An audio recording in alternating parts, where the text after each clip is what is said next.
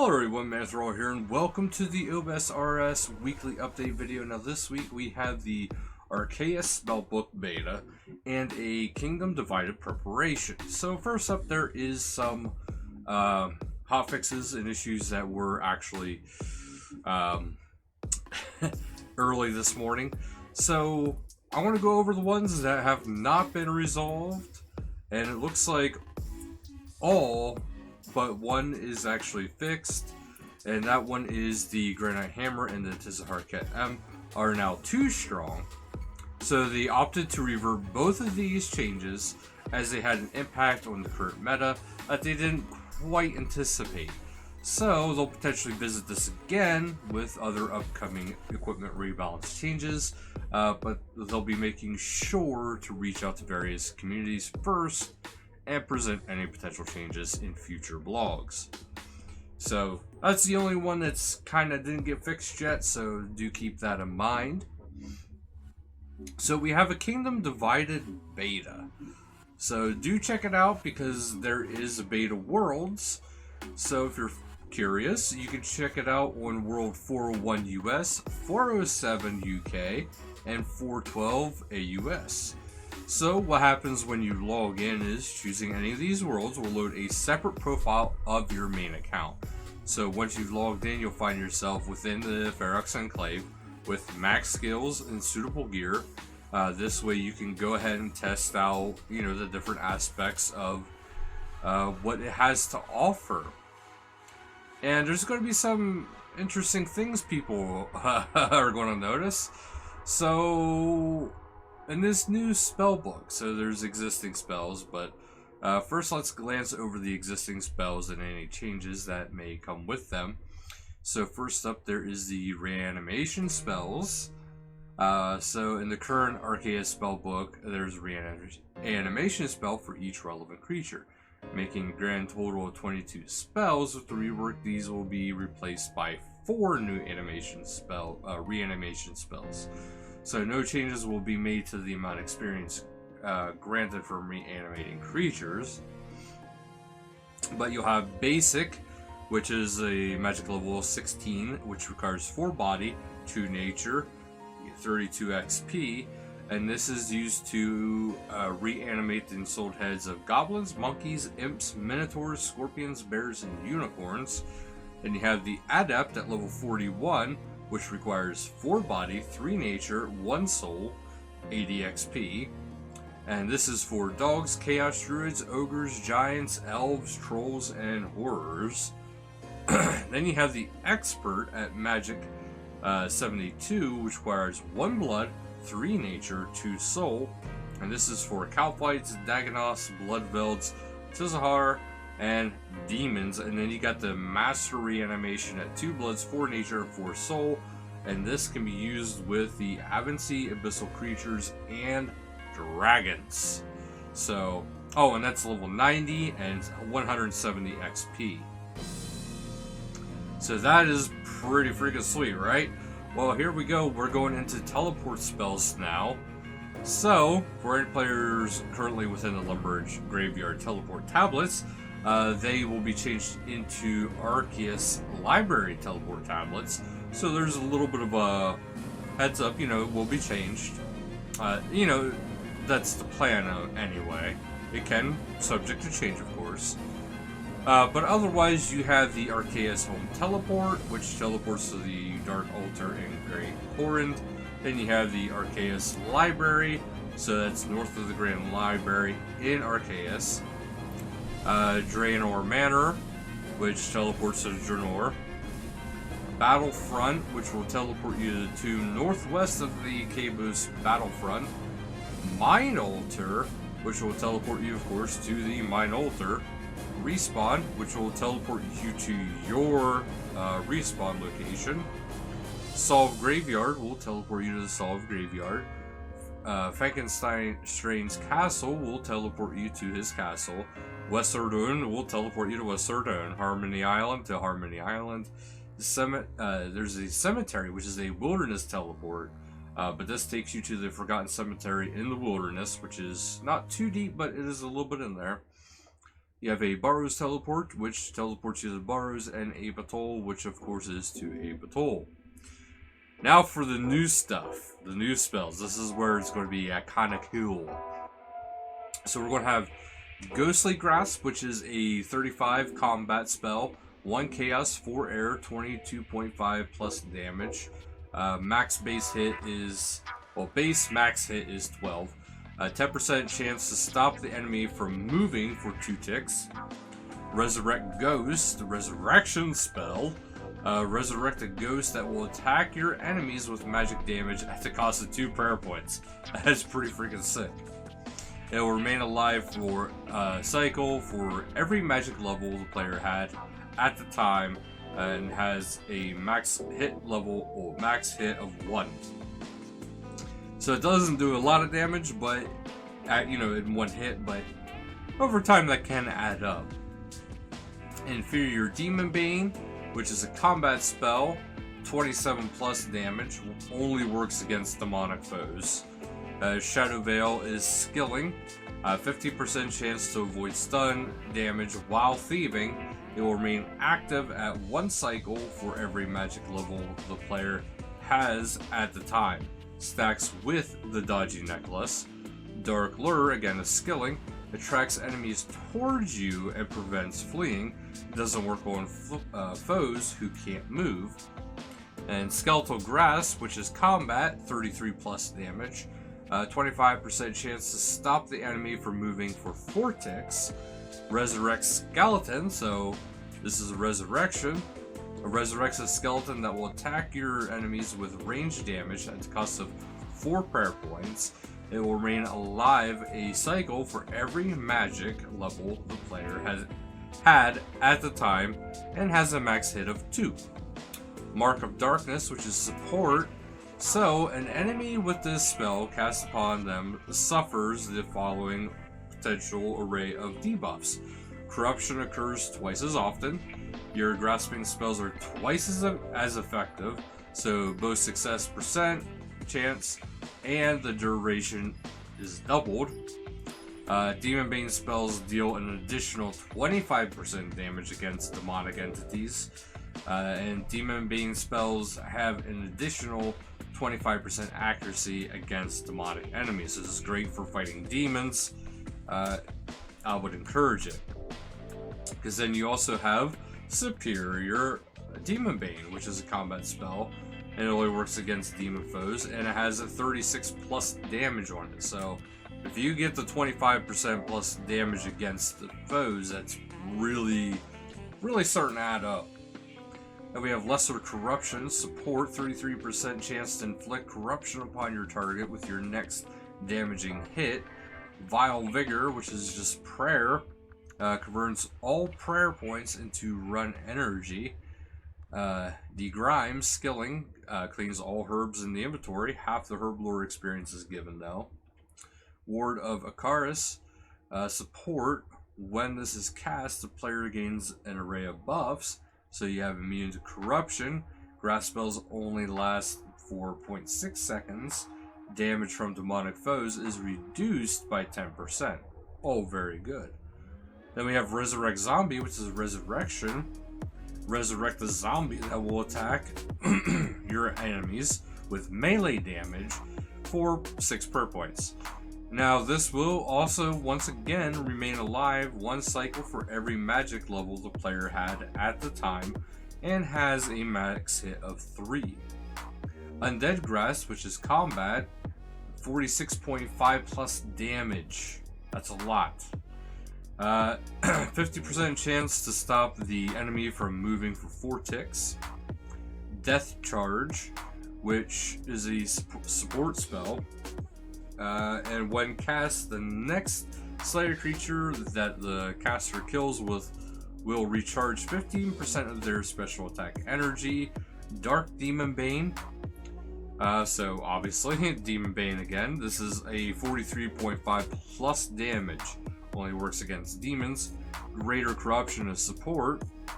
A 66% chance to inflict corruption upon your target with your next damaging hit. And finally, Sinister Offering, which is a prayer. converts up to 3 sets of bones into prayer points, and gives 3 times the base experience. So that is very good. There is some new mechanics, of course. So some items can be used as autocast spells, such as the Slayer Staff and Skull Scepter. The Skull Scepter, which has its own attack bonus increased from +4 to +10.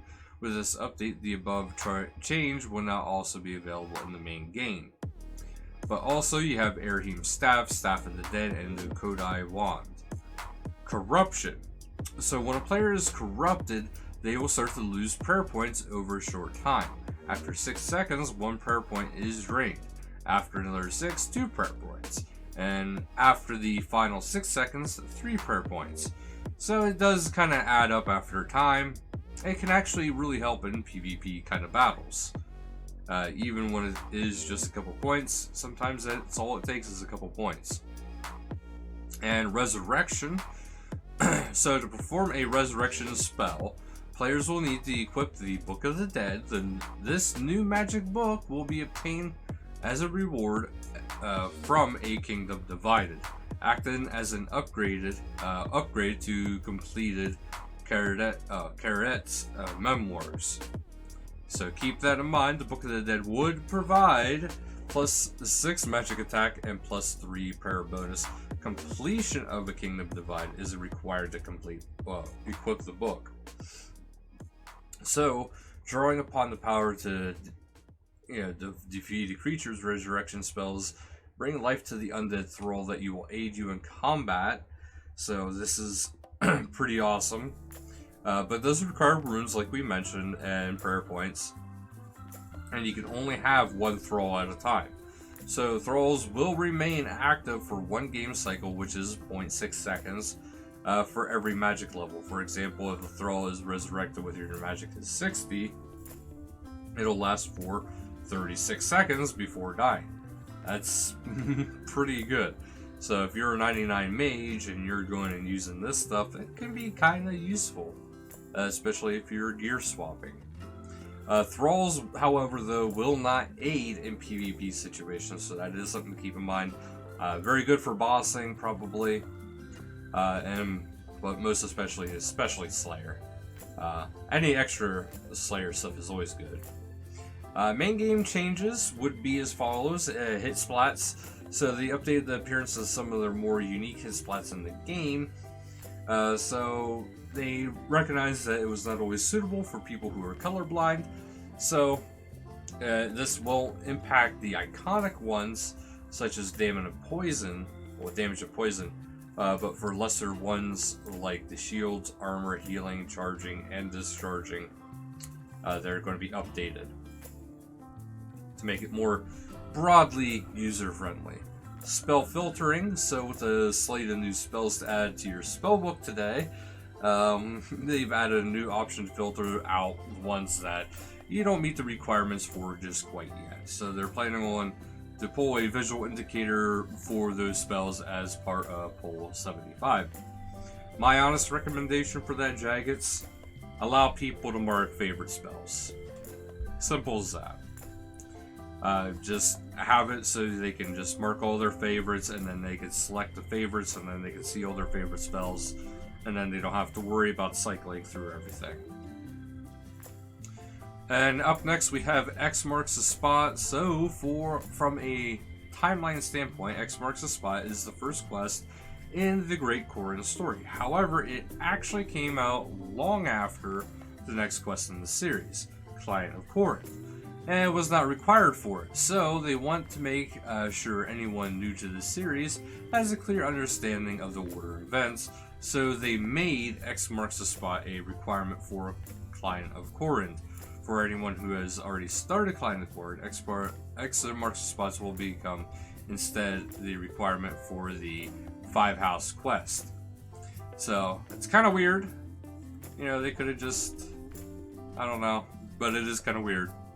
So, but they're just trying to keep it in order, even though it got released out of order. So, you know, bear with. Music. So, for those of you who are kind of big music track buffs, So now the music track should now loop more reliably rather than stopping halfway through. Looping should occur even when music stops for a jingle or because it's muted/unmuted. Second, because they've had a better idea of when a music track ends, they'll be able to randomize the playing order. So this is kind of like an RS3 meeting OSRS there with this one. Trust me, if you guys are just heavy OSRS, you will love this update if you're big into the music. So, some items were missed in the first batch of the equipment balance, part 1, so they have now been added. The Gilded Spear and Gilded Hasta have been increased attack rate from 5 to 4 to match their rune equivalents. Guthan's Verax, Dorax, Torax, Legwear now have negative 11 attack instead of negative 7, negative 11 ranged attack instead of negative 7 ranged attack to match up with the other ones. Below Ice Mountains, of course, had some changes, but players can now exchange excess items for Bear Knight shards. So, the head can get 100, the handle can get 100, the guard can get 100, the mace can get 500, the Imkando hammer broken 350, and fixed is 500. So simply show to Romarno and he'll offer to convert them into shards. So remember, any relics you find in the ruins can be traded to the Baroque Museum for extra change as well. So they made some changes to the vault beneath Ice Mountain. The entry fee has been decreased to 750 Bear Knight shards. The drop table has been rebalanced to reflect the difficulty/time spent. Players can now interact directly with the forge to add/remove/check the amount of Bear Knight they still have collected. The Imkando hammer has been updated to include some of the original hammer functions that were missing. You can now store the Imkando hammer in your player-owned house. Players looking for some extra kudos will now see the Camdoozle relics appear in a kudos list in the Baroque Museum. When preparing and offering fish to Camdoozle, the menu is now context sensitive to which fish you have in your inventory. And one of the gym bunnies here, the players can now replay Atlas workout cutscene for a fee and even keep track of how many times they did it. And the Bear Knight mace now has a strength bonus of plus 40 and anti-golem bonus of plus 15%, as mentioned in the original news post. Fishing skill boss, so Temperos, has some changes, so they're thrilled to see so many people battling against Temperos. So they made some quality of life to make it a little splash a little bit better. The new overlay has been added to the lobby and surrounding area. This will show how many players are waiting in the lobby. Your personal best and time taken. Sorry guys. Time taken stats are now displayed after successfully defeating the boss. They've also added to the stats board in the ruins of Ka. A quick climb option has been added to the Temperos lobby ladder, as well as a water pump aboard the ship. UI on both mobile and PC has been moved to create more space on the screen. And of course, we have some more merch here going on. We have a special black and gold map of Gielinor print. There's a commemorative black and gold map of Gielinor T with the 20th anniversary logo on the neck. So do keep in mind, this is only going to be around for so long. And RuneScape Anniversary is not only the milestone, they're celebrating Angelscapes, who has now designed a whopping 200 official pins and key rings for the merch store. Massive. So you can grab the special commemorative fire cape alongside designs for celebrating content for over 20 years.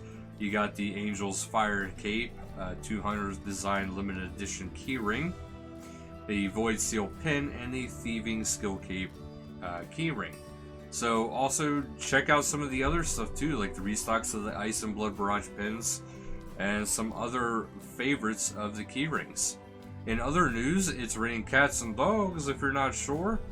This one should make your tail wag. You can now interact with several cats and dogs across Gielinor and address your pats and strokes to them. So, the Miss Guild dogs, the dog at Falador Chicken Coop, the dog in the museum camp, Mark, Grace's dog at Rogue's Den, and the cat in the farming guild. PvP World Rhoda has moved to Period B. The high-risk PvP world is 337 US East. The standard PvP world is 325 UK. The free-to-play PvP world is 371 UK. The LMS members world is 492 US East.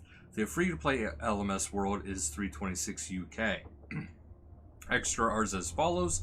World 315 has now become a designated fishing trawler activity world. The trawler is now league gear when more players are on it, so stands to reason. However, more than one player can now fix the trawler railing at the time, so the problem is solved. The stock of swamp paste in the Port Gazar General Stores has been increased. It also restocks faster. Players will be prevented from accidentally clicking on inventory items while using the deposit box on entering bank pin. Gravestones payment messages have been added to the game. The Theater of Blood is now a safe zone on PvP worlds. The Serpentine Helm will no longer ask players how many skills you want to add to it, as